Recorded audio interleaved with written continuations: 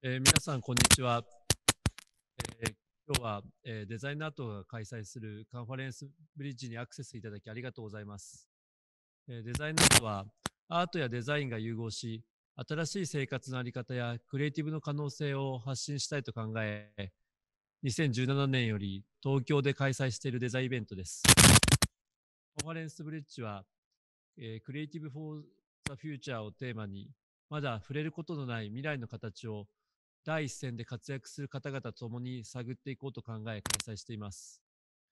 今年はデザインアートとアカデミーヒルズによる共催で、そこにフランス大使館とアンステティフランセンの力強いサポートをいただき開催が実現しました。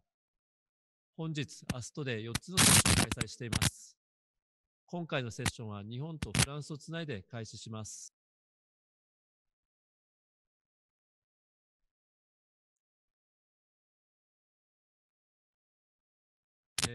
パリからはデザイナーのロマン・ブルレックさん、ボルドー装飾芸術とデザイン美術館館長のコンスタンス・ルビーニさん、日本からは建築家の藤本壮介さんの3名をゲストに迎え、ビヨンドデザインというキーワードのもと、これからのデザインの向かい先を3人の視点から探っていただきたいと思います。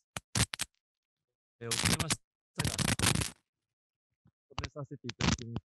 デザイナーと東京共同発起人の永田沖里と申します。どうぞよろしくお願いします。デザイナーの川野です。ゲストの藤本さん、よろしくお願いいたします。ボルドー装飾芸術とデザイン美術館館長のコンスタンス・ルビーニさん、よろしくお願いいたします。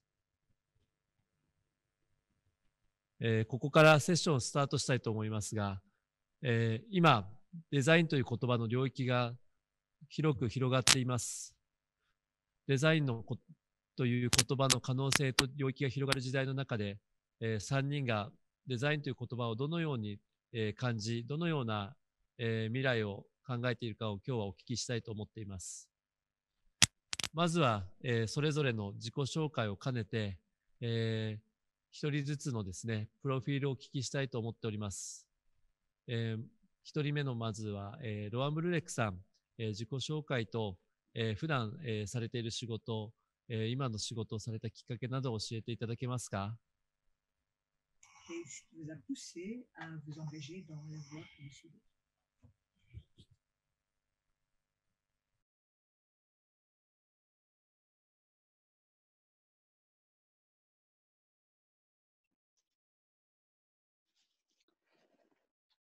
Très bien. Bonjour. Je suis heureux de participer à cette conversation. Je vais présenter d'une manière assez vaste mon travail qui a débuté il y a environ 35 ans. Pendant que je vais montrer expliquer ce parcours, je vais faire dérouler derrière moi une série d'images qui sont des images qui sont l'équivalent d'un carnet de bord qui retrace les projets qu'on a pu faire, les dessins que je produis quotidiennement, des impressions. Alors, je vais lancer le partage d'écran.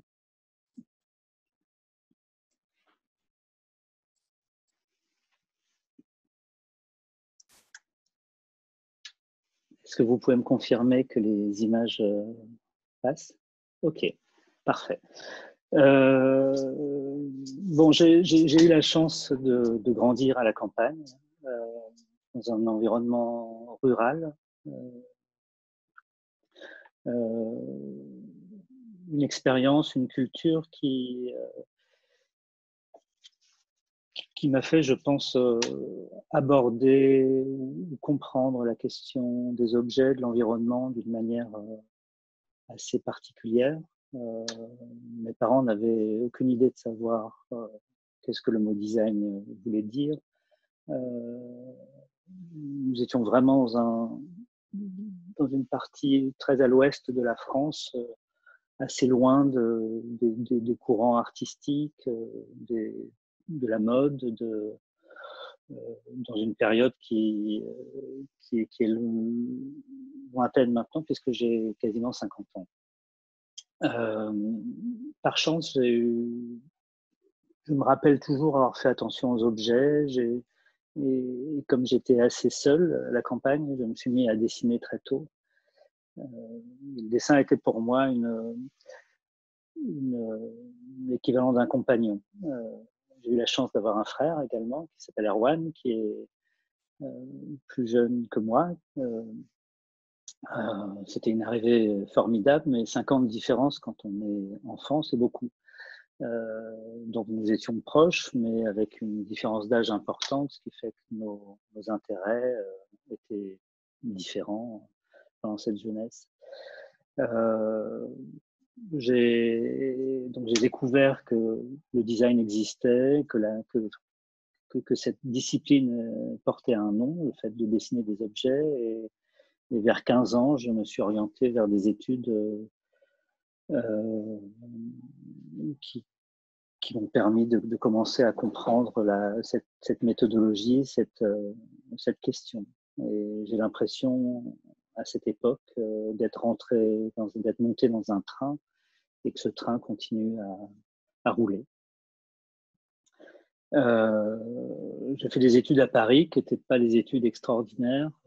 J'avais déjà une idée assez claire de ce que je souhaitais faire et je ne trouvais pas du tout dans les écoles quelque chose qui me convenait. Donc j'ai commencé à faire des petites expositions. Ma première exposition a eu lieu assez jeune, vers 18 ans.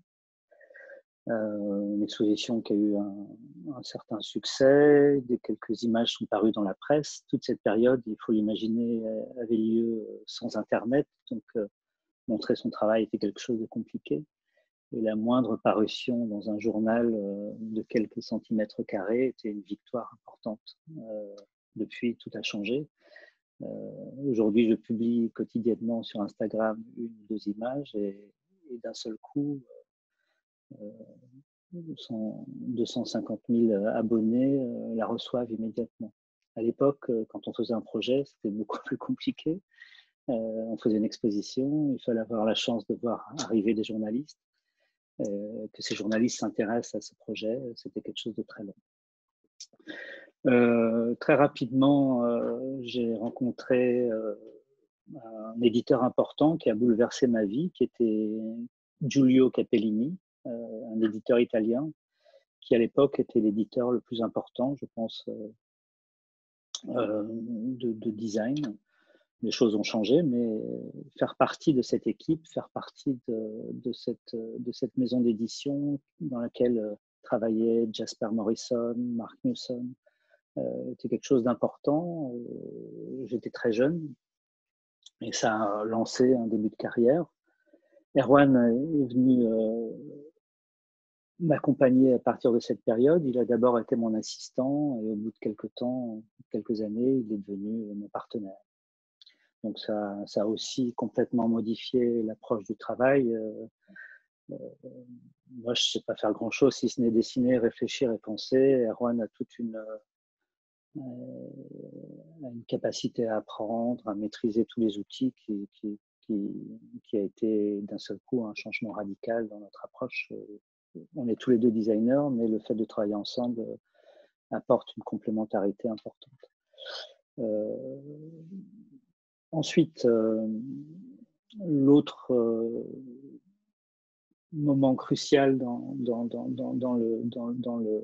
ma carrière a été la rencontre avec Miyake, Issey Miyake, qui nous a demandé de dessiner pour lui un magasin à Paris, qui était le magasin Époque, A Piece of Clothes. C'était une rencontre assez extraordinaire c'était très difficile, mais c'est un souvenir important pour nous. Je crois que le magasin était réussi et la rencontre avec Miyake est déterminante. Il a organisé l'année qui suivait une exposition de notre travail dans la galerie Miyake Design Studio Gallery, dessinée par Shigeru Ban. Voilà.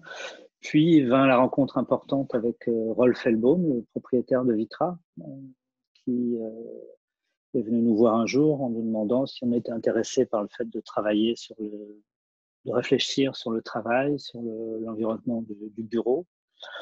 C'était une question qui me paraissait un peu étrange puisque jusqu'alors nous avions toujours travaillé seuls et je n'avais aucune idée de savoir qu'est-ce que ça voulait dire 100, 500 personnes travaillant ensemble.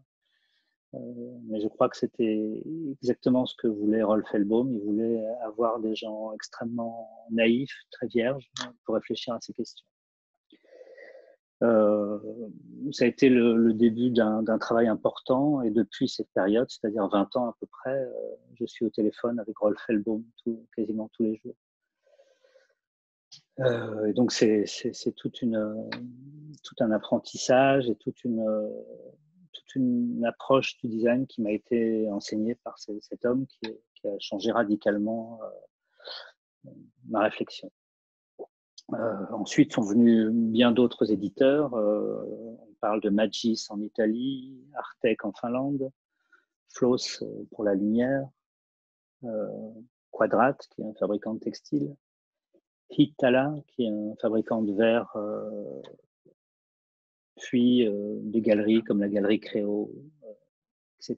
Donc depuis cette période, la question du design, on l'aborde sous différents aspects. De l'industrie, c'est-à-dire Vitra, Hay, en passant par l'artisanat, puis depuis quelques années, des projets qui sont plutôt liés à la ville et à l'environnement urbain. Pendant ces nombreuses années, j'ai eu la chance aussi de pouvoir travailler au Japon, qui est un bonheur pour moi. La première exposition au Japon a eu lieu en 98. Je crois que c'était la première année du lancement de la Design Week à Tokyo. La France était représentée, invitée. Donc c'était la première relation au Japon, et la première découverte de ce pays extraordinaire. J'ai eu la chance d'être invité ensuite par Japan Brand à voyager au Japon, dans le nord-est, notamment dans la ville de Sanjo et dans la ville de Wajima. Et j'ai eu la chance de travailler avec des artisans japonais de Wajima, les spécialistes de la laque. Depuis 3 ans, je vais chaque année à Kyoto, où je prépare un projet, là aussi avec des artisans extraordinaires qui sont organisés autour d'un groupe d'une entreprise qui s'appelle Wakabayashi. J'espère que ces projets seront réalisés durant cette année. C'est vraiment une chance de travailler avec des savoir-faire tout à fait extrêmement élevé, un niveau de précision que je n'ai jamais rencontré dans ma vie jusqu'à aujourd'hui. Et l'autre expérience japonaise est une expérience avec une entreprise de lunettes qui s'appelle Jeans, ce qui montre aussi la grande variété de notre travail, qui sont des lunettes pas chères, je crois, bien dessinées. Voilà. Donc depuis, et peut-être que je peux aussi parler d'une autre relation au Japon, va être inauguré dans quelques mois à Paris un bâtiment important qui est un bâtiment historique qui s'appelle la Bourse de Commerce, qui va être la nouvelle fondation de François Pinault, qui est un collectionneur d'art. Le projet architectural de restauration a été confié à Tadao Ando, et toute la question du design, de la lumière, des chaises, de l'environnement extérieur m'a été confiée à moi et à mon équipe. Donc là encore, une relation au Japon. Voilà, donc ces images que vous voyez circuler montrent aussi la variété de nos approches. Ok.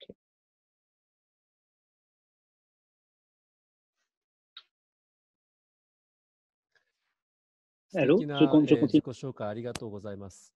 じゃあ続いては藤本さん、よろしくお願いいたします。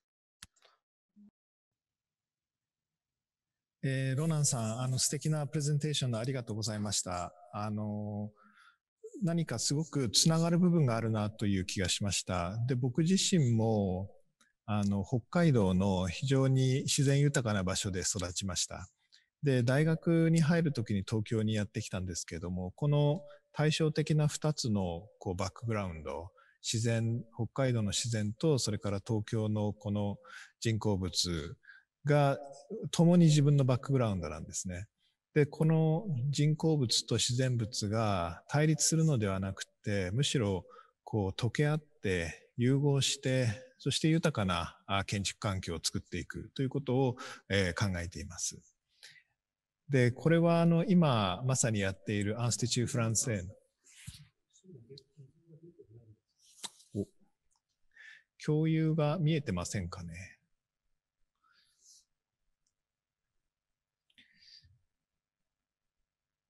もう一回じゃあ。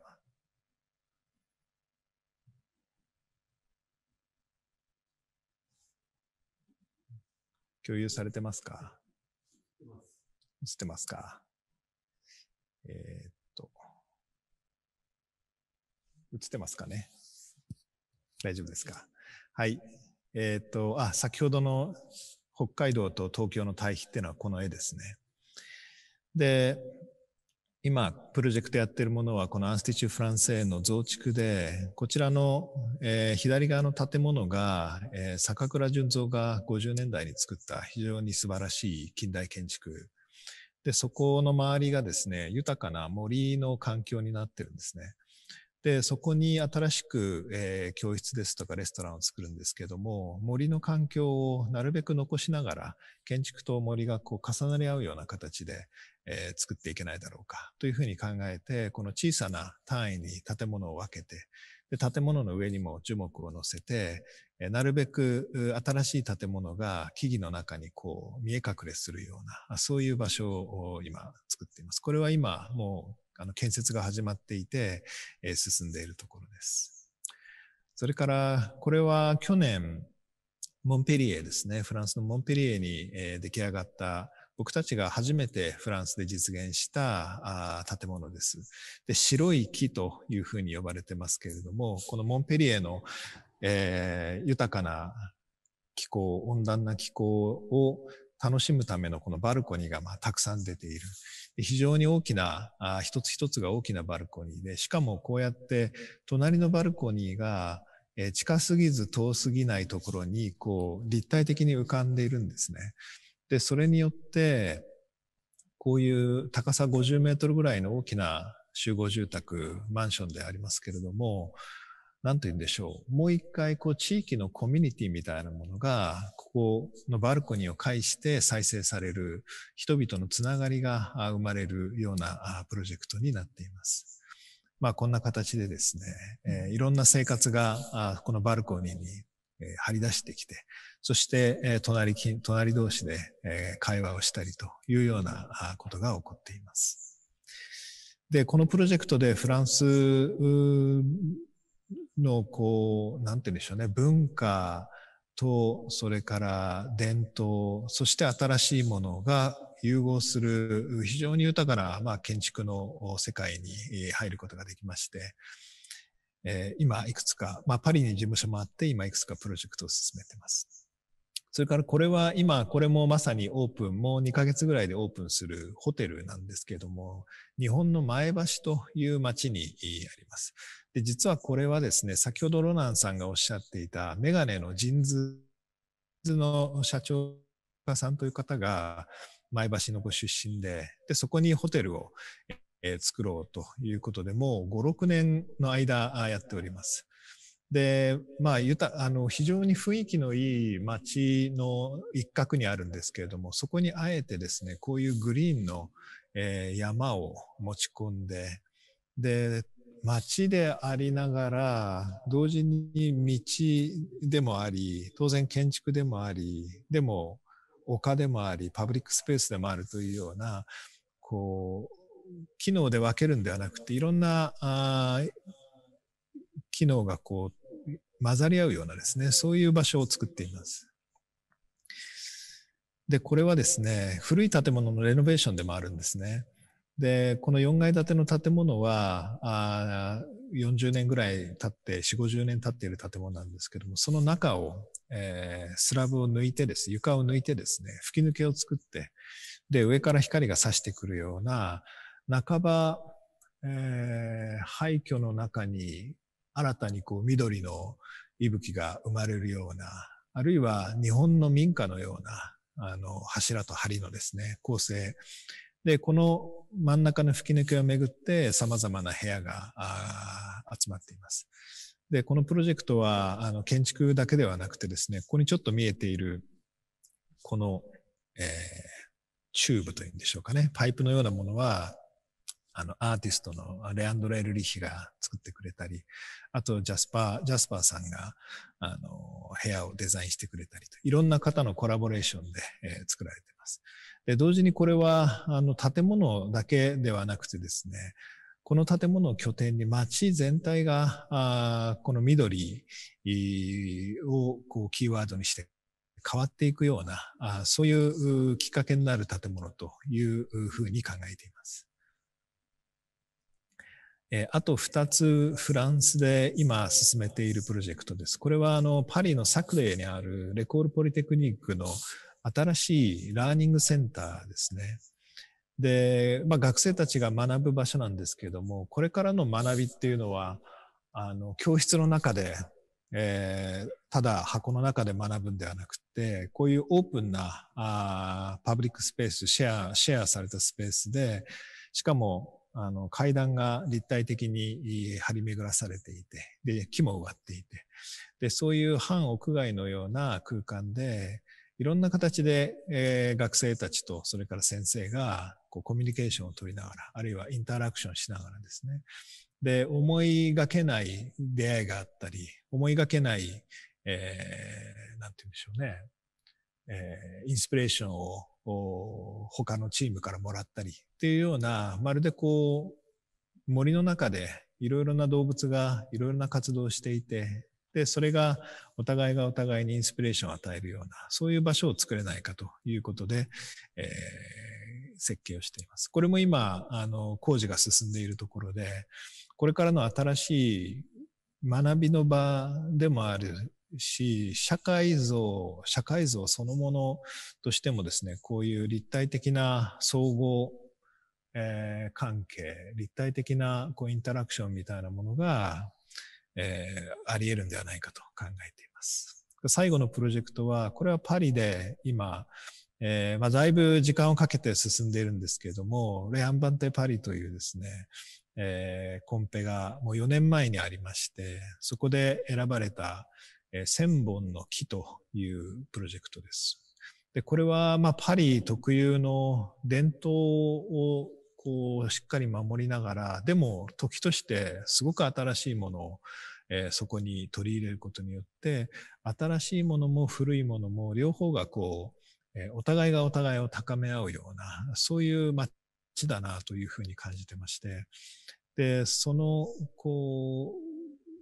伝統をリスペクトしながら新しいものもリスペクトする。この場所に新しい、森を浮かべるっていうコンセプトなんですが、パリに森を浮かべるっていうコンセプトなんですけれども、そういうプロジェクトを作ってます。で、これは上に集合住宅が入っていて、ホテル、オフィスから商業施設とか、あと幼稚園とかが入ってるんですけれども、この高さ制限が30メートルぐらいであるパリの街に、その高さ制限を守りながら、しかし森を浮かべることによって、こういうパリに今までなかったかもしれない。だけれども、とてもパリらしい、新しいパリの、緑に満ちた新しいパリの風景みたいなものを作れるといいなというふうに考えています。こんな形でですね、東京とパリで事務所を持って、この自然と建築の間っていうのがやっぱりすごく本質的にこれからの時代大事になってくるんじゃないかなと。で、それは僕のバックグラウンドにも関係しているので、そういうことを考えながらプロジェクトをやっております。ありがとうございます。藤本さん、ありがとうございます。パリのプロジェクト、すごい楽しみにしております。次はルビーニさん、自己紹介をお願いしてよろしいでしょうか。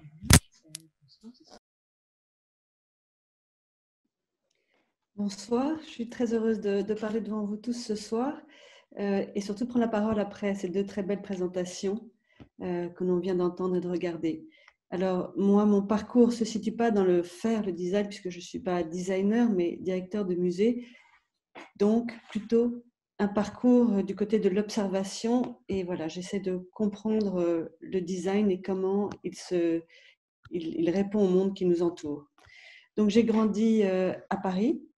Après l'école, je voulais surtout faire quelque chose d'essentiel, ou en tout cas quelque chose qui me donne, qui me donne envie de me lever tous les matins.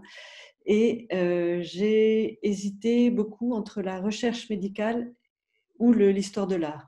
Et finalement, j'ai opté pour l'histoire de l'art, qui m'a conduit, après une spécialisation d'abord dans Venise au XVIe siècle, qui était la période sur laquelle j'ai beaucoup travaillé au départ et fait des recherches, qui m'a conduit ensuite vers le design, parce qu'en France, finalement, peu d'historiens de l'art, peu de conservateurs de musées à l'époque étaient spécialisés dans le design, il n'y en avait presque pas en fait, et c'était un domaine dans lequel il y avait beaucoup de travail à faire. J'ai commencé à travailler d'abord dans le marché de l'art, et puis après j'ai rejoint les musées. Donc le musée du Louvre au départ avec une exposition sur la peinture vénitienne, et puis après j'ai rejoint le musée des arts décoratifs pour travailler au sein du département qui s'occupait de design. J'ai passé quelques années au musée des arts décoratifs. En même temps, j'étais professeur dans des écoles et professeur aussi, enfin des écoles de design, et aussi professeur à Sciences Po. Je participais à un programme sur les controverses scientifiques avec des étudiants de Sciences Po et des étudiants de l'école des arts décoratifs à Paris. C'est toujours très important. Je continue autant que je peux aujourd'hui à travailler avec des étudiants, parce que c'est pour moi vraiment important de comprendre ce que les nouvelles générations qui arrivent ont en tête, à quoi elles s'intéressent. C'est un moment d'échange très fort pour moi entre ce que nous, on peut apporter et ce que les étudiants nous apportent également. Et donc, j'ai été aussi commissaire de la Biennale de design de Saint-Étienne. Et puis après est arrivée la possibilité de ce poste à Bordeaux, donc pour prendre la direction de ce musée des arts décoratifs, qui prend place, voilà, vous le voyez là et sur le site du musée, qui prend place dans un très bel hôtel particulier bordelais, construit au XVIIIe siècle, qui est vraiment l'emblème du très beau Bordeaux construit au siècle des Lumières et classé au patrimoine national de l'UNESCO.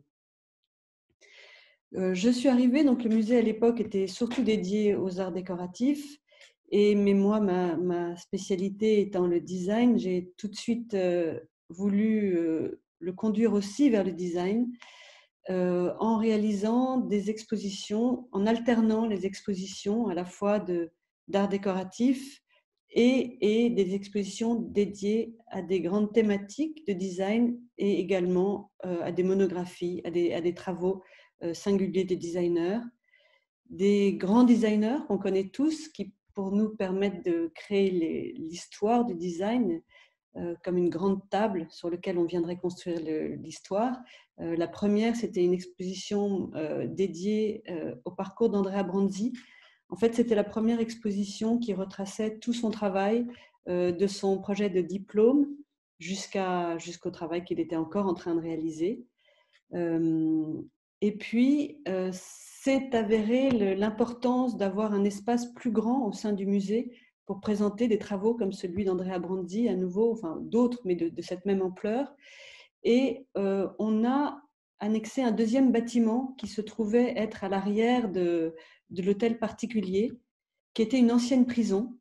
Et donc, on a commencé à faire des expositions dans cette ancienne prison, des expositions dédiées au design, avant qu'elle soit réhabilitée. Aujourd'hui, il y a un concours d'architectes qui a été lancé et 2 jeunes architectes travaillent au projet de rénovation du bâtiment. Voilà, là on voit l'exposition d'Andrea Brandi qui, à l'époque, avait eu lieu hors les murs, dans une ancienne église gothique, puisque au musée, on n'avait pas encore la place de réaliser de grandes expositions avec des échelles importantes. Peut-être qu'on peut, vous allez voir bientôt défiler peut-être des images de la prison, notamment on peut voir dans les expositions que l'on fait actuellement. Donc on y fait des expositions même si le bâtiment n'est pas encore rénové, mais quand même ça nous permet d'expérimenter la vie dans ce bâtiment, ce qui va nous aider beaucoup à finaliser le projet d'architecture. Donc des expositions, des grandes expositions à la fois thématiques. On a fait une exposition sur le design et la couleur, par exemple, dont la scénographie avait été confiée à Pierre Charpin, qui est peut-être un des designers le plus intéressant sur la question de la couleur. Des expositions monographiques, comme une exposition dédiée récemment à Martin Zekeli, au designer français Martin Zekeli, ou des expositions de groupe, une exposition dédiée au groupe Memphis, qui nous intéresse beaucoup puisque un de nos axes privilégiés d'acquisition et d'intérêt au musée est les années 80, qui pour nous représente un tournant dans l'histoire du design, un moment où les choses se sont beaucoup libérées et où les designers ont pu travailler de manière plus singulière peut-être qu'auparavant. Donc ce sont des années qui nous intéressent beaucoup et sur lesquelles on travaille et en acquisant des œuvres et également par le biais des expositions. Et puis, parallèlement à ces grandes figures, on a à cœur de montrer des travaux de très jeunes designers. Des designers, par exemple, la APM, Ambient Party Machine, ou alors la Gambiara, des projets en tout cas de jeunes qui sortent de l'école, parce qu'il nous semble que lorsqu'ils ont un beau projet, c'est important que le musée puisse être l'intermédiaire entre la fin de l'école et le début de la vie professionnelle, qui est toujours un moment un peu compliqué, je pense. Et donc voilà, le musée leur offre à ce moment-là une belle vitrine qui permet de commencer d'avoir des images, d'avoir un premier intérêt auprès de la presse, puisqu'on a toujours une belle presse au musée. Et voilà, c'est une façon de lier aussi des figures plus importantes à des figures qui démarrent. Et je pense que c'est vraiment le rôle du musée. Et puis, peut-être avant de finir cette présentation, vous parlez aussi d'une très belle exposition qu'on avait faite dans l'Hôtel de la Lande, donc dans la partie ancienne du musée. On la voit là apparaître en bas à gauche de l'écran, qui était As Movable as Butterfly, les chaussines du Japon, donc les lanternes du Japon. C'était une très belle exposition dont le commissaire était Étienne Tornier, qui se consacrait à l'histoire des Shoshin jusqu'à la période contemporaine, avec des pièces qui étaient sorties pour la première fois du musée japonais, et une exposition qui a eu un succès énorme à Bordeaux. On a eu la queue voilà, les gens faisaient la queue pour entrer. C'était un très bon moment. Voilà, un intérêt de ma part très fort pour le Japon, dont la fabrication des objets et le musée Mingekan aussi, le rapport à l'artisanat et à l'attention portée aux choses du quotidien tous les jours, m'inspire depuis le départ et continue à m'inspirer toujours. Et notamment dans le rapport à la nature que vous évoquiez, Sush Fujimoto, et qui me porte beaucoup en ce moment dans nos projets actuels dont on va peut-être reparler plus tard.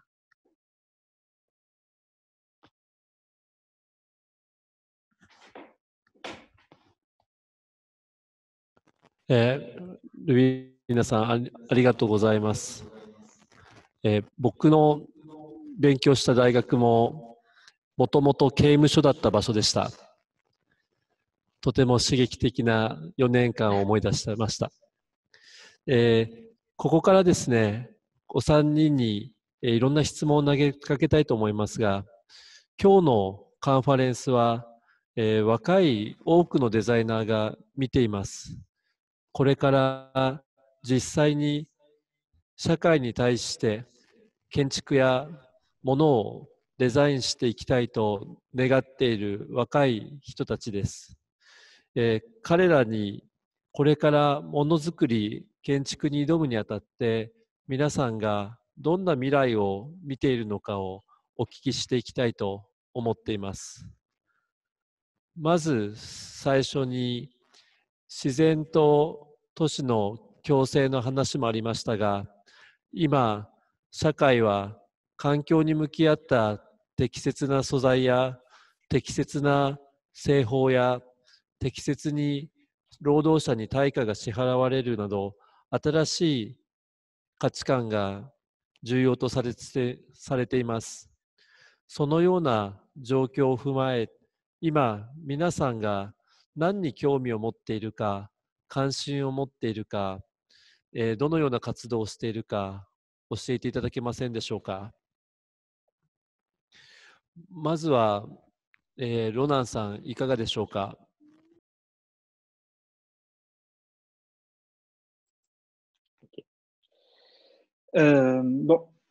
Bon, comme je le disais au début de ma présentation tout à l'heure, j'ai grandi à la campagne, dans un environnement rural, dans les années 70. Ça signifie à cette période que la question de la consommation, la question de l'usage des objets était un usage très réfléchi. Quand quelque chose était cassé, on essayait de le réparer. Quand on avait besoin de quelque chose, on essayait de le fabriquer soi-même. C'est toute une logique dans laquelle j'ai grandi avec mes grands-parents qui avaient une ferme, avec mon père qui est extrêmement bricoleur, avec mon frère qui l'est aussi. Toute une approche des objets qui était une approche très... un objet, c'est un objet, ça a une importance, ça a une présence, et c'est quelque chose qui a une valeur. Et puis les années se sont poursuivies, on est rentré dans une... je suis arrivé à Paris, la société a changé, mais pour moi, les questions qui arrivent aujourd'hui ne me paraissent pas tout à fait nouvelles. J'ai toujours eu l'impression d'avoir fait extrêmement attention dès que j'ai commencé à dessiner des objets sur la question de la durabilité, c'est-à-dire cette chaise que je dessine, quel sera son aspect dans 5 ans, quel sera son aspect dans 10 ans, dans 15 ans. Et ça, c'est un certain nombre de critères qui sont des choses importantes que je me pose à chaque fois que je dessine un objet. Donc, j'espère qu'une partie d'entre eux se retrouveront au puce dans quelques dizaines, vingtaines, trentaines d'années et que leur aspect, leur état sera quelque chose de plus intéressant dans 30 ans qu'il ne l'est aujourd'hui, comme un vêtement se patine de manière intéressante. Donc cette question de la durabilité, de la longévité aussi visuelle, c'est-à-dire que c'est aussi quelque chose d'extrêmement important pour moi quand je dessine des objets, de m'imaginer est-ce que cette écriture, est-ce que ce dessin, est-ce que cette forme a une chance de tenir 5 ans, 10 ans, 20 ans, 30 ans. On voit très bien que certains objets ont une tenue parce qu'ils sont bien pensés, parce que leur vocabulaire est tenu.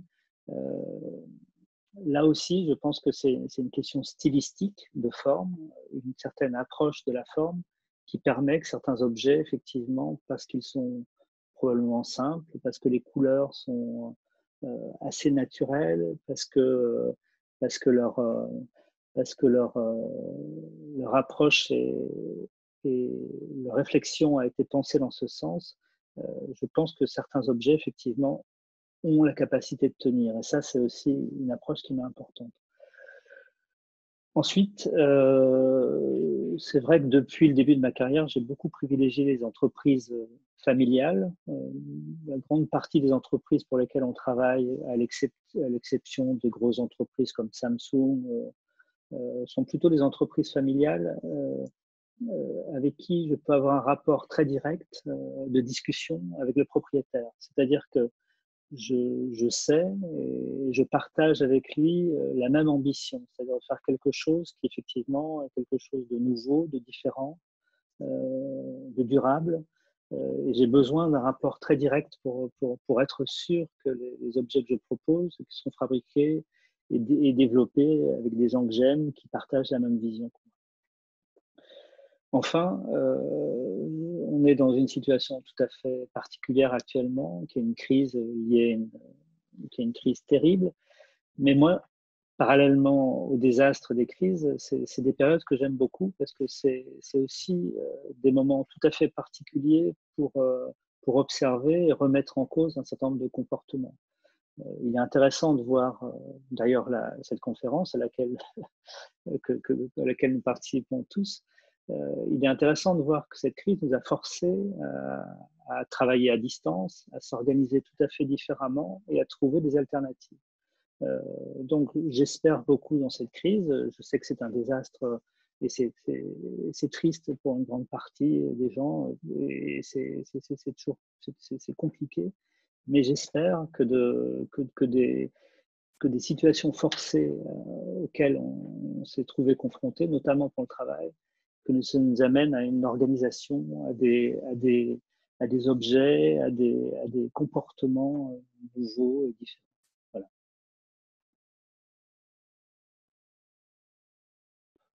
ありがとうございます。今僕の専門はデザインと工芸なんですが、日本の伝統工芸なんですが、今ブルレックさんの言葉にとても多くのヒントをもらったような気でいます。次は藤本さんにも同じことをお聞きしたいんですが、建築は、家具と同じかそれよりももっと長く社会の中に残っていくものだと思います。今藤本さんが、ものを作られる際、どのような未来をイメージしながら、建築をされていますか？はい。今最近特に考えていることは、あらゆるものがつながっている、つながり合っている、それぞれっていうことが改めて問われてるんじゃないかなと。でそれは例えばサステナビリティの話だと、今例えば我々が使う材料がどこから来て、どこへ行くのか、でそれをたどっていった時にどういう人たちがそこにいて、でどういうふうに作られているのかっていうつながりがあるわけですよね。であらゆるものがそうやって我々が作るものを使う人もいるし、そもそも建物を建てたことによって例えば風の流れが変わってそれによって影響を受ける場合もある。そういうつながりがどうしても意識せざるを得ない。で結果としては今日本で何かをやったとしてもそれが回り回って地球の、どこか別の場所にポジティブあるいはネガティブな影響を与えざるを得ない、そういうつながり合った状態にいるような気がするんですね。で一方で建築って場所を作ってそこで人と人がいろいろな関係を持つ、そういうものだと思うんですけれども、そうするとそこに小さな家族という関係、住宅というものがあった、あるいはもっと大きなパブリックスペースがあったり、いろいろな建築があって、で最終的にはその人と人のつながりっていうのは社会になって、でも社会の単位がまたいろいろな社会だったり国だったりっていうのがあって、つながり合っていることがポジティブなんだけども同時に問題が起こってきたりもする、そういう難しい状況に今いるような気がします。でもう一個はまさに歴史的な時間のつながりっていうんでしょうかね。ずっと昔から培われてきた文化だったりライフスタイルだったり、そういうものを我々が今受け取っていて、で、どう未来に渡していくのか、そのまさに時間のつながりのただ中に常にいるんですよね。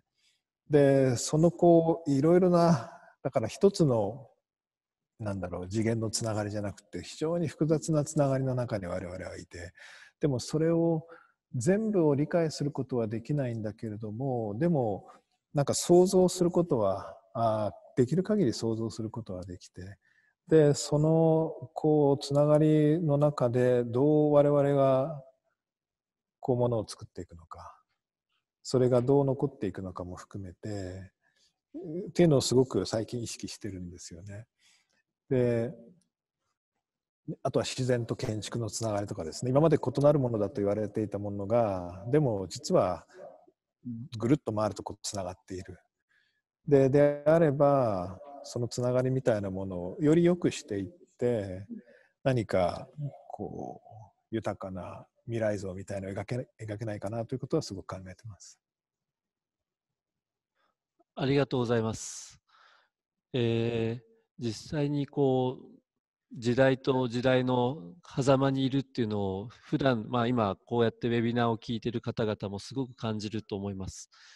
その中で、ルビーニさんはキュレーターという立場で社会とデザインの関係、デザイナーと社会の関係、いろんなところを見てこられたと思うんですが、今ルビーニさんが、未来に対して関心を持っていること、トライしようとしていること、先ほど少しお話もありましたが、ぜひ教えてください。Oui, bien sûr, je partage bien sûr ce qui vient être dit par Su Fujimoto et par Renan Bourlec. Moi, je pense que le vrai peut-être moment où les choses ont basculé, c'est le moment de la révolution numérique avec l'arrivée d'Internet, qui a été une révolution aussi forte que la première révolution agricole, puis la révolution industrielle. Et depuis, les conséquences arrivent, et on ne finit pas de les voir arriver. Nos sociétés sont entièrement transformées dans tous les domaines. Et donc, oui, en effet, je pense que tout est lié, puisqu'on ne peut pas regarder un domaine sans s'apercevoir ou vouloir essayer d'apporter une réponse ou de comprendre un domaine sans s'apercevoir qu'en fait, c'est complexe, c'est plus complexe, parce que ce domaine est lié à un autre, qui est encore lié à un autre, qui est encore lié à un autre. C'est sûrement ce qui rend les choses si difficiles. Je pense que dans des époques historiques passées, quand il s'est agi de reconstruire un monde, on a reconstruit notamment après la guerre, on a reconstruit sur un monde qui n'existait plus. Aujourd'hui, notre grande difficulté, c'est qu'on doit construire un nouveau monde alors que celui dans lequel on vit continue à fonctionner. Je pense que pour le design, évidemment, c'est comme le disait Ronan, c'est formidable puisque ça permet sûrement aux designers de faire face et de faire ce qu'ils savent faire, c'est-à-dire apporter des solutions, observer, comprendre, révéler ce qui se passe et apporter des solutions. Il y a des domaines aujourd'hui qui sont essentiels pour moi à aborder par le design. Et bien sûr, c'est la question du climat, c'est la question de la santé, c'est la question de la nourriture, c'est la question de l'éducation.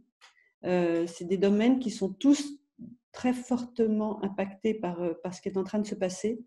Et le musée, aujourd'hui, s'attache à un programme d'exposition qui traite de ces sujets-là. L'exposition sur laquelle on travaille actuellement est une exposition sur le design et l'agriculture. Comment, en fait, finalement, le process des paysans est assez lié à celui du design, puisque aujourd'hui, les paysans ont un rôle très novateur. Ils doivent inventer, ils doivent réinventer en fonction d'un contexte, en fonction de différents problèmes, avec des outils existants ou au contraire qu'il faut bricoler, transformer, réinventer aussi. Ils doivent être liés à la fois à ce qui se passe dans le sol et se reconnecter à toute la richesse du sol qui, en tout cas en Europe, on a un peu perdu, ce qui n'est peut-être pas du tout le cas au Japon. Je pense que sur tous ces sujets, le Japon est très enrichissant pour nous. D'ailleurs, une des figures essentielles est un japonais, c'est Masanobu Fukuoka, qui a écrit ce très fameux livre. Je connais le titre en français, malheureusement pas en japonais. En français, le titre, c'est « La révolution d'un seul brin de paille ». Et c'est voilà, c'est des démarches qui nous portent aujourd'hui. Cette exposition va essayer d'attirer l'attention sur des scénarios qui donnent envie. Pas du tout d'inquiéter les gens avec des scénarios catastrophes, parce que ça, la presse le fait suffisamment. Mais on va présenter comment des designers interviennent déjà, des paysans. Quel est le rapport au temps qu'on a aujourd'hui dans notre société, le rapport à la nourriture, qu'est-ce qui se passe entre le sol et notre assiette, comment la nourriture est distribuée, comment on forge aujourd'hui des lieux pour abattre les animaux, couper, fractionner, distribuer la nourriture. Voilà, toutes ces questions seront posées dans l'exposition et on montrera des aventures humaines, puisque aujourd'hui, vraiment, ces paysans en Europe qui sont des paysans qu'on appelle chercheurs, beaucoup de très jeunes parmi eux. On voit beaucoup en ce moment des jeunes qui laissent la direction qu'ils avaient pensé prendre au départ de leur vie pour se tourner, partir habiter dans des régions plus isolées, dans des régions rurales, et démarrer des travaux liés à la terre, à l'élevage, à la fabrication de la nourriture. Ce sont pour moi des enjeux aujourd'hui qui sont essentiellement liés de manière très forte aux questions de design.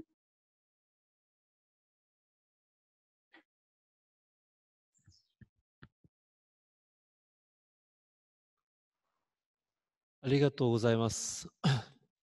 実際に農業がどんどん新しいことをすると同時に、きっとブルレックさんが絵を描くときと一緒で、何度も同じことを反復しながら一番美しい形を探していくと思います。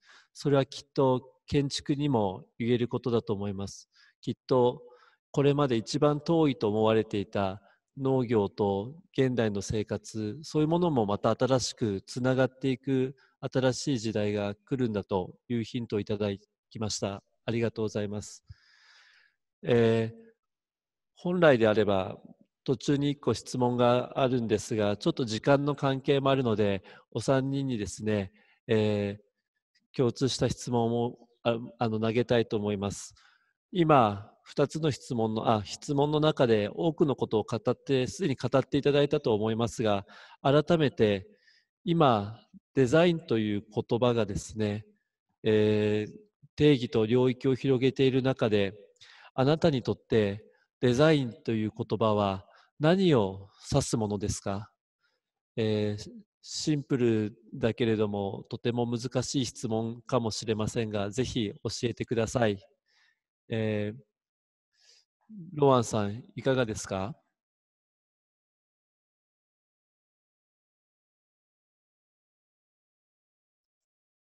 ？Alors, c'est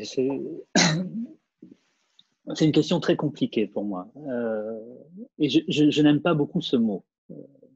Ce mot est aujourd'hui devenu un adjectif, en tout cas en Europe. On parle d'une chaise design, une brosse à dents design. Et en général, c'est la plus mauvaise chaise et c'est la plus mauvaise brosse à dents. Ce que je veux dire par là, c'est que le design est considéré comme un style et non pas comme une attitude, non pas comme une méthode de pensée, et non pas comme une approche. Pour moi, j'ai l'impression de participer ou de pratiquer une discipline qui a toujours existé. On a tendance en général à lier le design avec la révolution industrielle anglaise, le début de ces questions. Pour moi, le design consiste à réfléchir à tout ce qui n'a pas poussé naturellement sur cette terre ou qui n'était pas préexistant, c'est-à-dire la poignée de porte, de la poignée de porte jusqu'à la ville.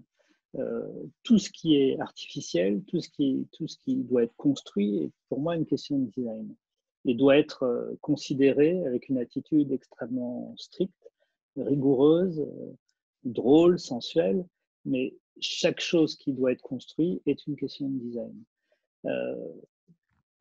Je crois que la chose importante, j'ai une image qui pour moi traduit un peu ce que pour moi est un bon objet, ou ce que doit être est une bonne maison, est un bon bâtiment, est une bonne ville, ou en tout cas ce qui à mon avis devrait être. Pour moi, un objet, c'est comme un sachet de thé. Un sachet de thé qu'on met dans une tasse d'eau brûlante.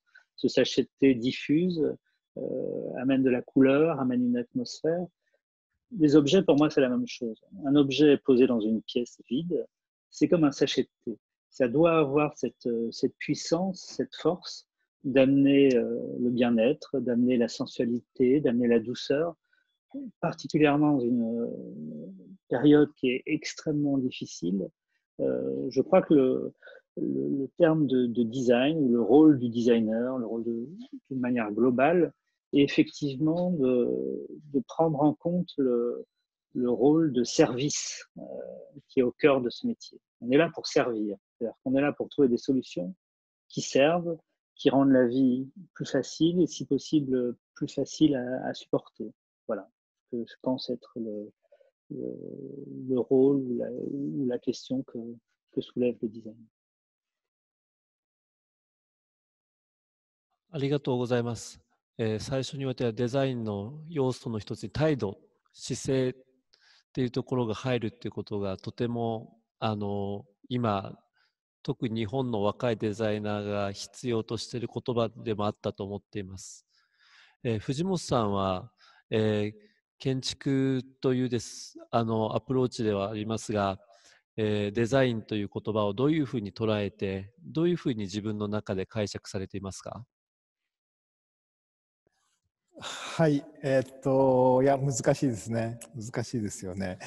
ですね、デザインというのは、建築も含めて、デザインというのは、誠実に面白がりながら、試行錯誤をして、自ら巻き込まれていくような感じかなと思ってます。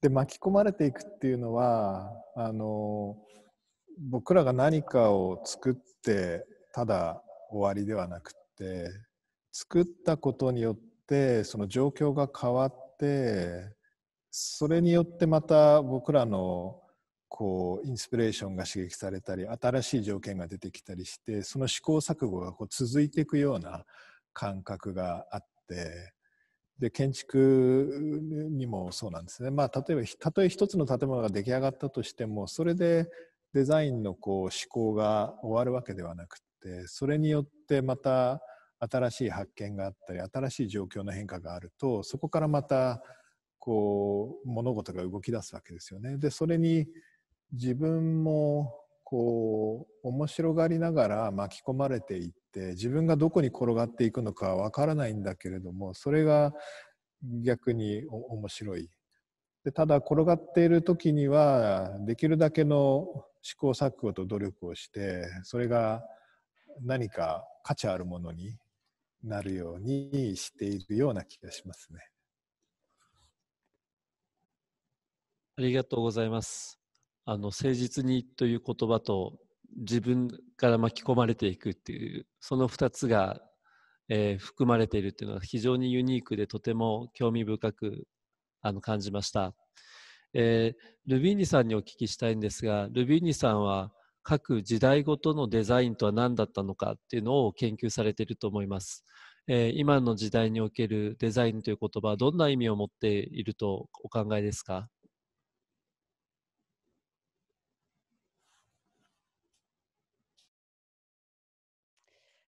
？Pour moi, le design s'envisage comme une réflexion, comme une méthodologie.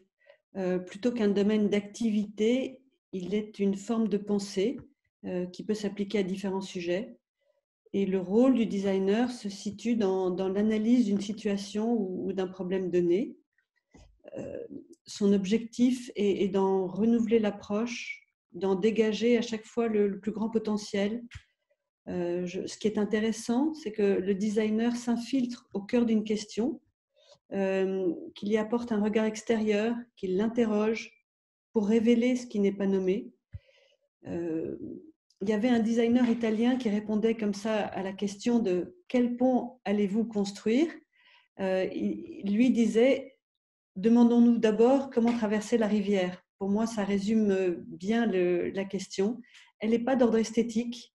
Elle appartient davantage à la logique, à l'intelligence, à la clairvoyance, et elle réside dans la capacité à innover.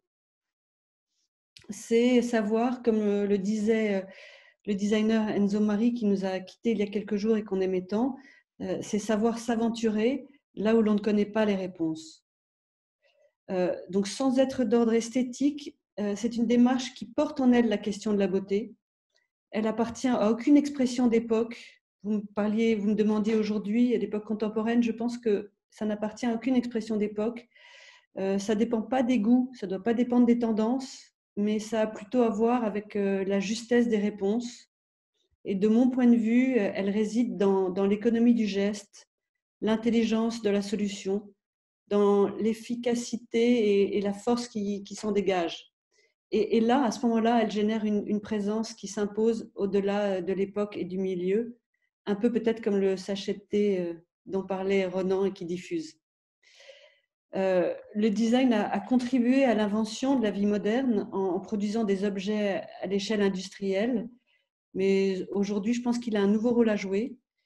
Et en effet, après avoir traversé les périodes de confinement qui nous ont obligés tous, en tout cas qui nous ont amenés tous à reconsidérer l'essentiel, on peut se poser la question de savoir si on a encore beaucoup besoin d'objets éphémères, en tout cas ceux qui sont fabriqués en plastique pour être éphémères, très éphémères, et qui finiront dans la mer pour beaucoup. Donc je pense que plus que jamais aujourd'hui, le design peut s'attacher à répondre à des problèmes posés au-delà de la production d'objets en repensant l'organisation sociale de notre quotidien. Des questions urgentes se posent à nous. Comment se nourrir, on en parlait tout à l'heure, s'éduquer, se soigner. Et les designers vont sûrement inventer des nouveaux outils pour y répondre, tout du moins apporter des nouvelles hypothèses de comment vivre ensemble différemment dans un contexte qui a radicalement changé. Voilà ce que je pense du design et du design aujourd'hui.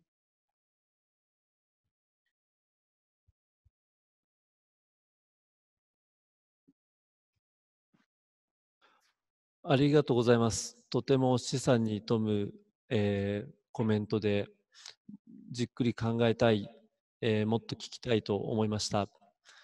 ルビーニさんに続けて聞きたいんですが、数多くのデザイナーや建築がいる中で、ロアンさんと藤本さんは僕にとって、最も尊敬するデザイナーと建築家であります。ルビーニさんがブルレックさんと藤本さんの作品に対してどのような、視点で、その魅力を感じておられたり、どのような作品が今ルビーニさんの中で、自分の生活や自分の価値観の、と一致していると思うものはありますでしょうか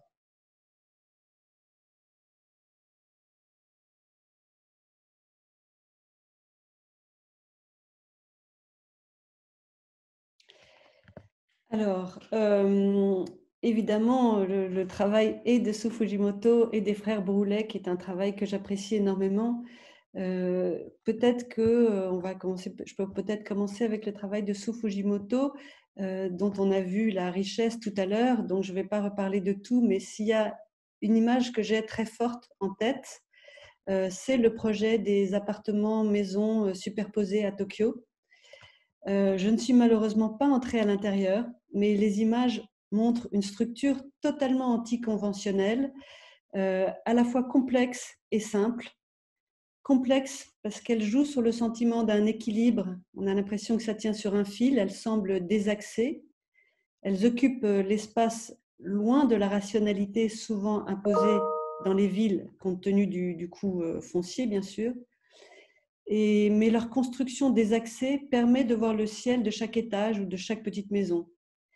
C'est une structure complexe et en même temps, je trouve qu'il s'en dégage une certaine simplicité, peut-être en raison de l'homogénéité de l'ensemble.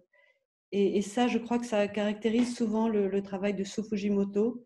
Ces maisons sont tout est blanc, les murs, les fenêtres, le toit, l'escalier. C'est presque comme un archétype de maison en fait, murs, fenêtres, portes, c'est tout.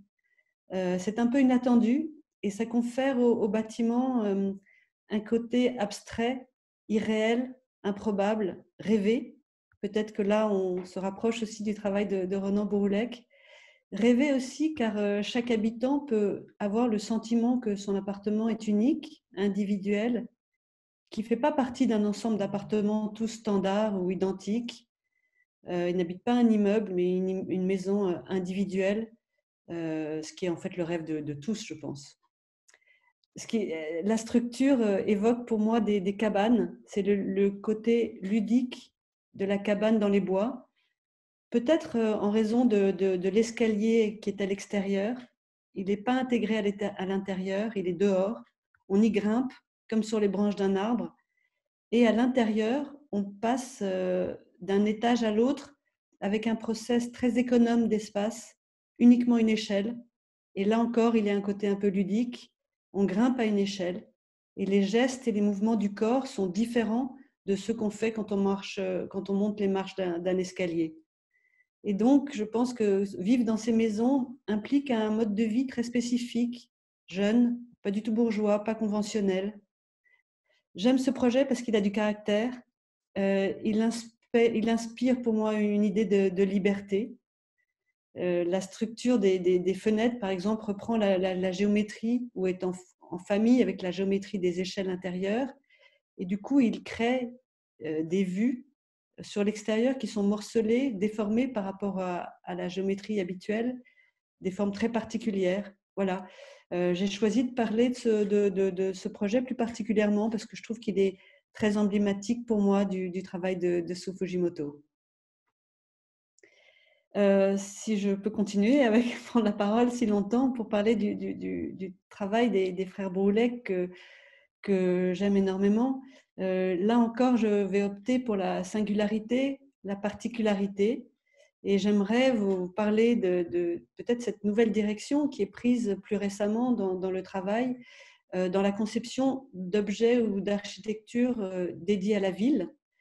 Le travail des deux frères a toujours intégré une dimension spatiale, d'architecture dans l'architecture ou avec des systèmes de cloisonnement, de création d'espaces intimes dans l'espace intérieur. Et aujourd'hui, depuis l'exposition qui a eu lieu à Rennes, qui s'appelait Rêverie urbaine, ils sont passés à l'acte, si on peut dire comme ça. Les projets de design pour la ville, en général, sont trop souvent uniquement fonctionnels. Ils sont très souvent sélectionnés par les villes sur des catalogues d'objets urbains et donc ils ont rarement une spécificité accordée au lieu. Ils ont rarement un caractère propre. Et là, c'est tout le contraire. Si on pense à lieu, je pense surtout au Belvédère, qui est la pièce la plus récente, conçue cette année, qui ressemble pour moi à aucun autre lieu qu'on peut trouver en ville. C'est un espace offert, généreux, car il offre un usage que certains qualifieront d'essentiel, mais d'autres pas. Il ne répond pas en effet aux fonctions habituelles, obligatoires qu'on trouve en ville, c'est-à-dire c'est pas un moyen de locomotion, c'est pas un lieu commercial, c'est un lieu gratuit où on peut s'arrêter, perdre du temps, peut-être pour réfléchir, profiter de la beauté de la ville. C'est un belvédère comme on en trouverait peut-être à la montagne quand il y a une belle vue à regarder. Un belvédère dont l'échelle et le volume semblent envelopper l'homme qui se tient en son centre. Il permet de profiter du fleuve. On est au-dessus du fleuve. On a les pieds au sol, mais on est au-dessus du fleuve. Les villes ont souvent aménagé des quais le long des fleuves. Dans le meilleur des cas, parfois, des villes, notamment dans les pays scandinaves, des piscines. Mais là, c'est très différent. Je trouve que c'est un espace délicat, fragile, qui rend l'instant, en fait, l'instant qu'on vit plus fragile, car son volume, là encore, malheureusement, je n'ai pas encore expérimenté, mais en tout cas, dans les images, il semble relativement petit. Il n'est pas fait pour une foule, mais plus pour une personne qui aurait envie de contempler le paysage urbain. Je trouve que c'est courageux, en tout cas, et inhabituel de concevoir un espace pour l'espace public qui n'est justement pas dédié au groupe, mais à l'individu. En même temps, à l'intérieur, on voit qu'il y a un banc en forme de cercle qui est attaché autour de la circonférence de la structure et qui permet de donner rendez-vous, de s'asseoir pour discuter avec une personne peut-être un rendez-vous amoureux, ou alors, moins romantique, partager un sandwich avec un ami, je ne sais pas. En tout cas, le lieu, même s'il peut être partagé, il inspire quand même plus à l'idée d'une retraite solitaire, un lieu un peu à l'abri du chaos et du bruit de la ville, du bruit des villes en général, protégé par cette structure très délicate.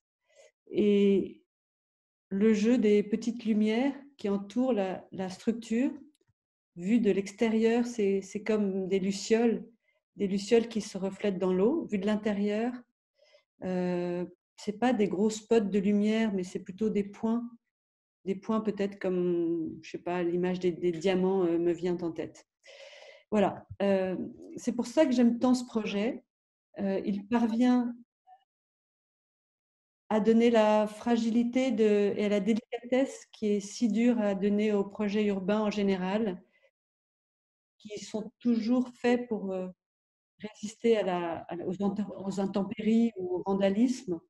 Et là, ce n'est pas la question qui est traitée, c'est plutôt de la délicatesse si rare dans les villes et dont il émane une poésie qui est très exceptionnelle, je trouve, pour un projet urbain. Voilà. J'espère que vous aurez l'occasion de venir à Rennes pour voir ce projet.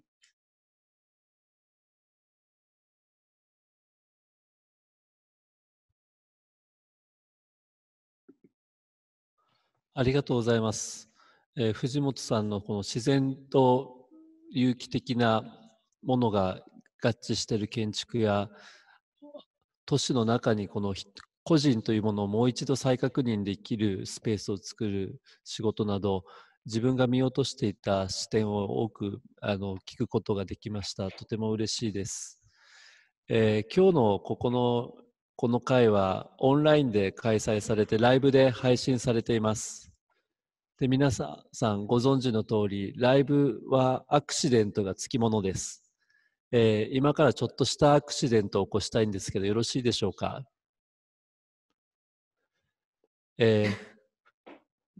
ロアンさんには藤本さんに聞きたいこと、藤本さんにはルビーニさんに聞きたいこと、ルビーニさんはロアンさんに聞きたいこと、それぞれが質問し合っていただきたいと思います。これは台本にはないことです。ぜひお願いいたします。ロアンさん、藤本さんに聞きたいことはありますか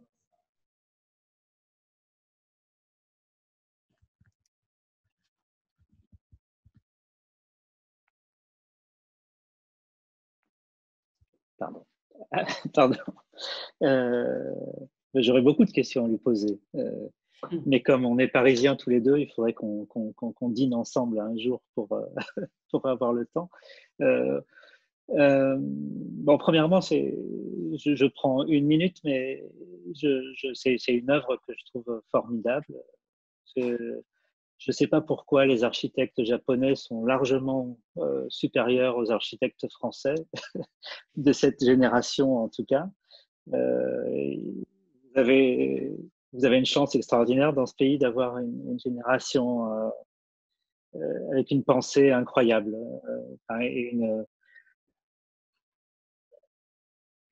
Alors j'aimerais savoir, parce que M. Fujimoto construit beaucoup au Japon et en France,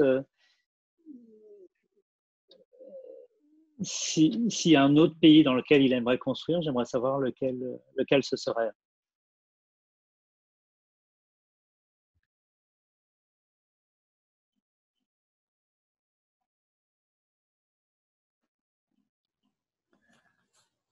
Oui, ありがとうございます。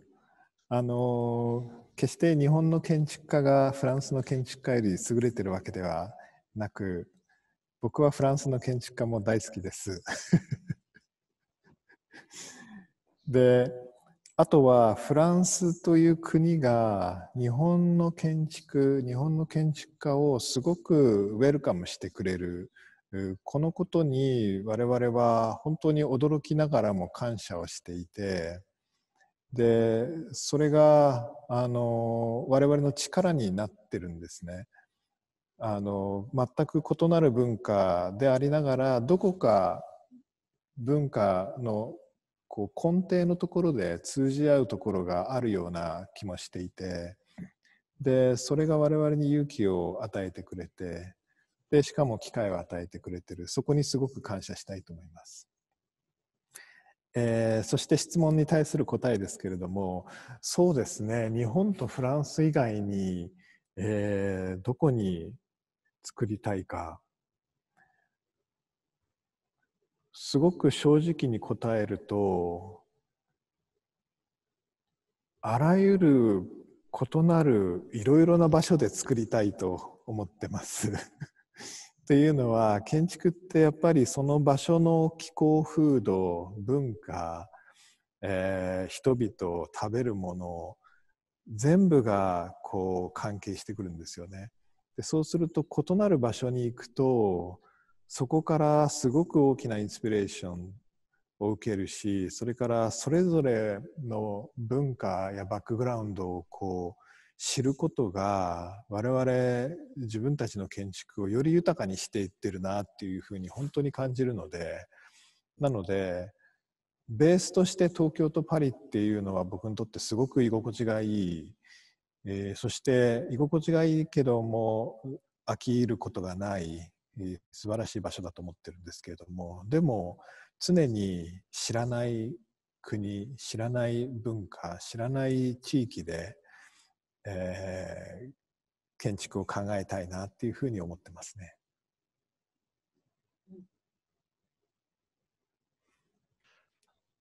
では、藤本さん、ルビーニさんへの質問もお願いしていいですか？はい。ルビーニさん、先ほどの僕のプロジェクト、東京アパートメントというプロジェクトだと思いますけれども、家がたくさん積み重なった非常に詳細に、生き生きとコメントくださってありがとうございます。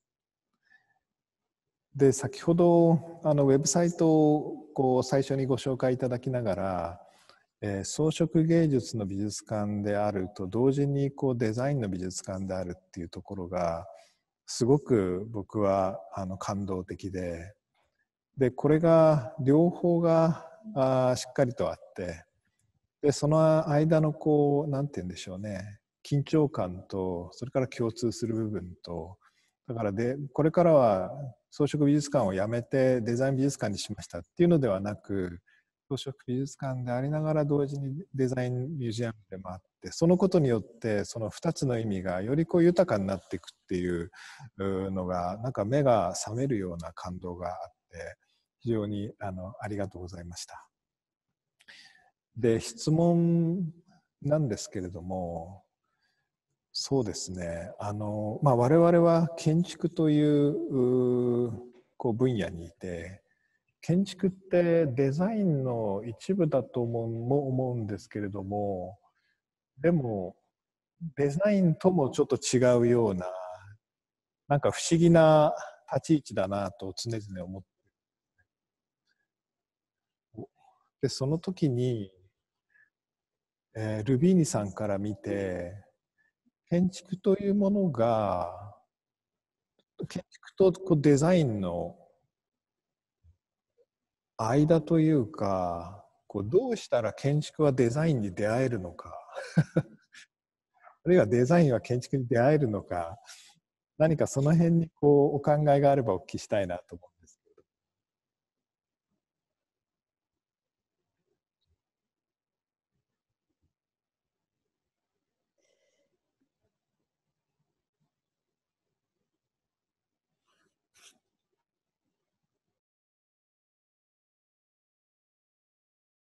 Activer. Ah voilà. Excusez-moi, mon micro était débranché.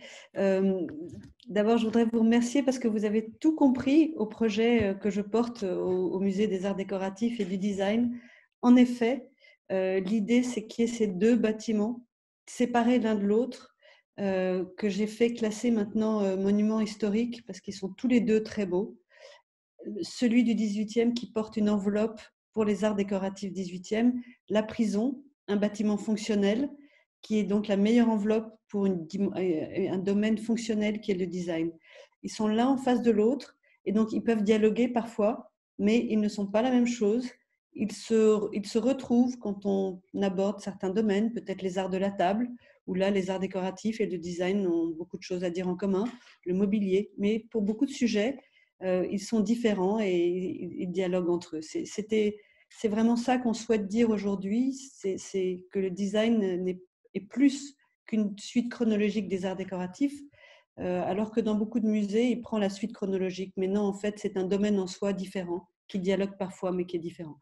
Et votre question m'intéresse beaucoup, puisque, comme je le disais tout à l'heure, je suis en train de travailler au projet de réaménagement, de renouvellement du musée. On a sélectionné, grâce à un concours, 2 très jeunes architectes, Antoine Dufour. C'est une jeune agence parisienne, ils ont à peu près 30 ans chacun. Et j'ai choisi leur candidature parce qu'ils ne montraient aucun geste architectural dans les travaux qu'ils avaient faits, mais plutôt une attention très précise aux matériaux, aux finitions, à l'atmosphère qu'on peut créer dans un bâtiment. Et c'est vraiment ça qui m'intéresse. Et je pense que c'est ça qui m'intéresse parce que justement, c'est là où ça se rejoint, où l'architecture se rejoint avec le design. Ce qui me touche beaucoup et ce sur le quoi on est en train de travailler en ce moment avec eux. Et parfois, on se rend compte qu'ils sont vraiment là en train de faire un travail qui passe de l'architecture au design, justement, puisque la conception du choix des matériaux pour l'intérieur, mais parfois pour certains mobiliers, on ne sait pas encore si c'est eux qui le dessineront ou pas, mais on y réfléchit ensemble. Ben ça va ensemble, ça se construit ensemble, et ce sont des questions, en fait, même si peut-être ce qui différencie les deux le plus, c'est l'échelle et le fait que l'architecture soit plus pérenne et le design plus mobile. Mais dans ce projet, j'arrive à les faire se rencontrer quand on porte une attention comme ça à l'atmosphère qui est créée à l'intérieur des bâtiments, parce que ça, elle vient à la fois de la structure architecturale, mais aussi du mobilier qui vient habiter ces espaces, l'un avec l'autre, ensemble. Et c'est ça qui fait qu'on pourra habiter ou qu'on habite ces lieux de manière agréable. Donc je pense qu'en effet, à partir du moment où on est dans le choix de certains matériaux et de pas d'autres, dans la manière dont on apporte une attention au savoir-faire, à la manière dont ces matériaux sont mis en œuvre, à la fois pour les murs, les structures, mais aussi pour les objets sur lesquels on va s'asseoir ou qui vont structurer l'espace. Alors là, l'architecture et le design se rejoignent pour aboutir au même objectif, je pense.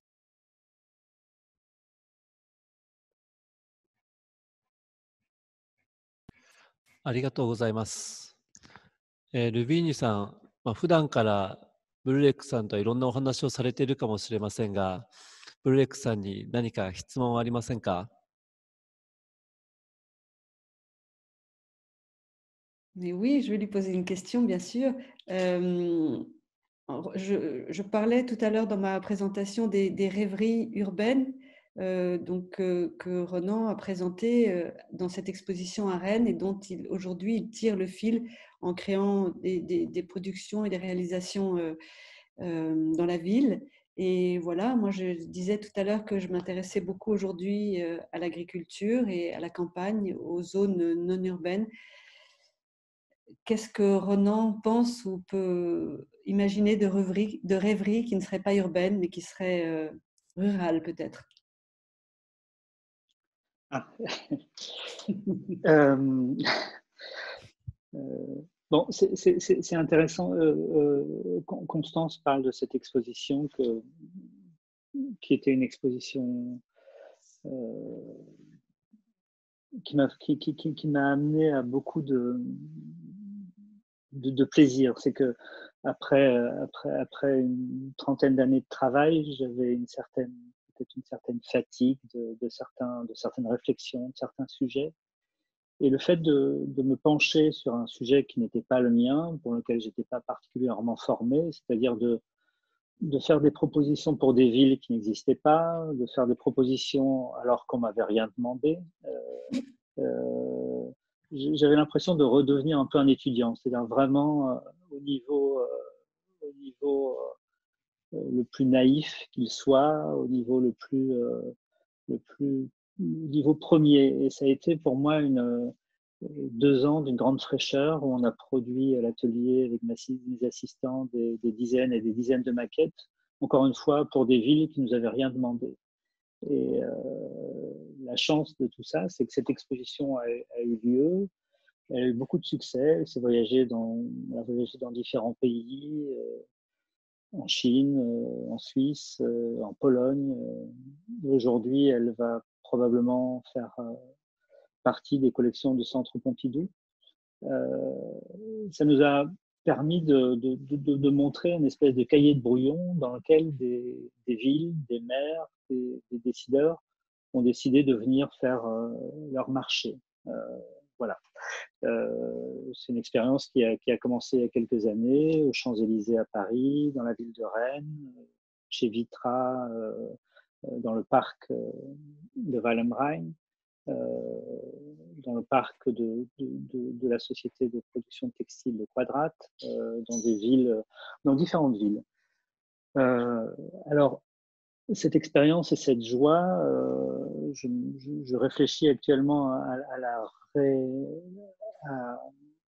la réitérer à travers une réflexion qui serait plutôt sur l'espace rural aujourd'hui, c'est-à-dire une rêverie rurale, donc personne ne nous a rien demandé, la campagne n'a pas besoin de nous a priori, mais quand même, je vais réfléchir à des scénarios, à des idées d'une manière tout à fait libre, sans contrainte. Alors, ce sera peut-être intéressant, peut-être pas, mais pour répondre à ta question, Constance, c'est mon idée dans les années qui viennent. Voilà.